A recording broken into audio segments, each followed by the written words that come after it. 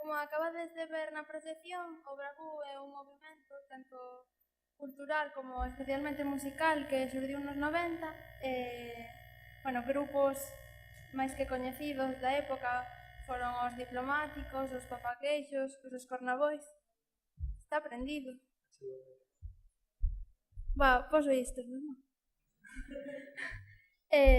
Para falar máis ampliamente do tema, contamos co mellor representante e coñecedor do movimento, como é Xurxo Souto, cantante, músico, locutor, filólogo, escritor.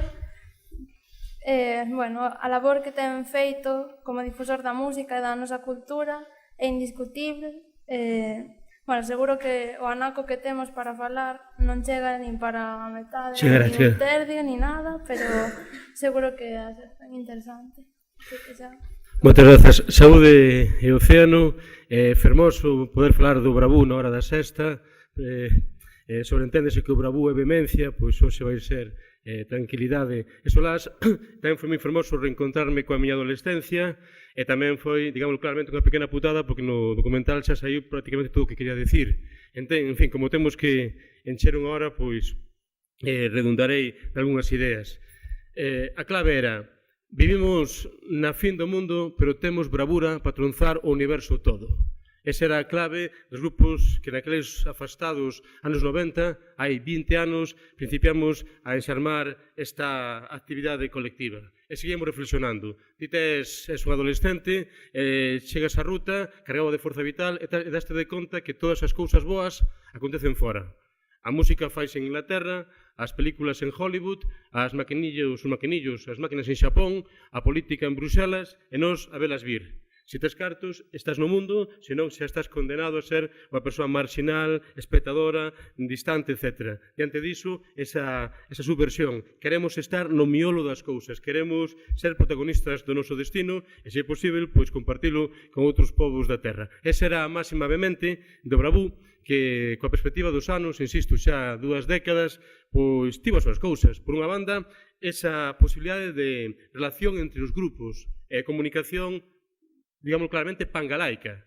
Un problema, o da incomunicación, que seguimos vivindo agora mesmo. Quero dicir, un rapaz de Nigrán sabe perfectamente o que acontece en Nova York, ou sabe perfectamente o que acontece en París, pero non ten nin idea do que acontece en Viveiro, dentro do noso país. E unha rapaza de Viveiro sabe, coñece as últimas tendencias de Berlín, probablemente, se interesa, ou o que está acontecendo nas vanguardas artísticas en Barcelona, pero non ten nin idea do que acontece en Nigrán. É iso que queríamos facer co Bravú, dar un paso cara adiante, comunicarnos, relacionarnos e armar ese ensarillado dende abaixo, xa dende arriba non había medios de comunicación que tecesen esa rede. E logo, esa opción clara pola lingua galega. Porque xa sei que pasaron moitas cousas e que para vos esta afirmación pode resultar xa mesmo aburrida e redundante. Naqueles anos había gurús que insistían que o galego non valía para rock and roll, que o rock and roll había que facelo, rock and roll, música tocada con instrumentos eléctricos e con vehemencia, había que cantar en inglés, en castelán con dificultade, por cuestións fonéticas, e que en galego era algo radicalmente imposible. Era algo contra a natura, que nunca podería haber grupos de rock en galego, nunca podería ter esa entidade. Ben, afortunadamente, pois xurdiu en Vigo unha referencia definitiva que foron os Resentidos, con aquel famoso Vigo Capital Lisboa, unha obra magna que hoxe en día sigue latexando como un referente absoluto de modernidade, de creatividade, de abrir novos camiños. Tamén, antes de citar eses referentes absolutos que son os Resentidos, compre reivindicar un conxunto desa historia do rock galego contemporáneo moi esquecido e cargado de forza vital, que era Goma 2. Soavos algún Goma 2? Non?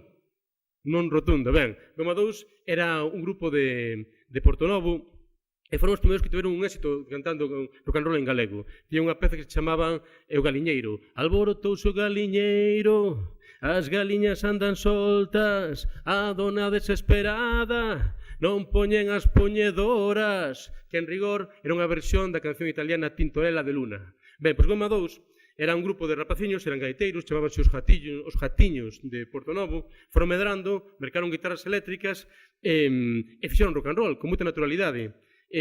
Xurdiu este éxito naquele momento e foron abreconcertos do conxunto referencial naquele momento. Estou falando dos anos 70, finais dos 70, principios dos 80, que era un grupo andaluz chamado Triana, unha referencia hoxe en día dentro do rock español. E tiveron dúas actuacións, unha en Noia e outra en Pontevedra. En Pontevedra, Triana arrasou.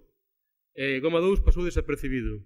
En Pontevedra, en Noia, Goma 2 arrasou e Triana non se comeu nada. Fora a demostración do poder e da maravilla do rock cantado en lingua galega. Que ocorreu entón cos gatiños con Goma 2? Pois que chegou iso chamado Servizo Militar, Mili, tiveron que cortar o pelo e acabouse o rock and roll.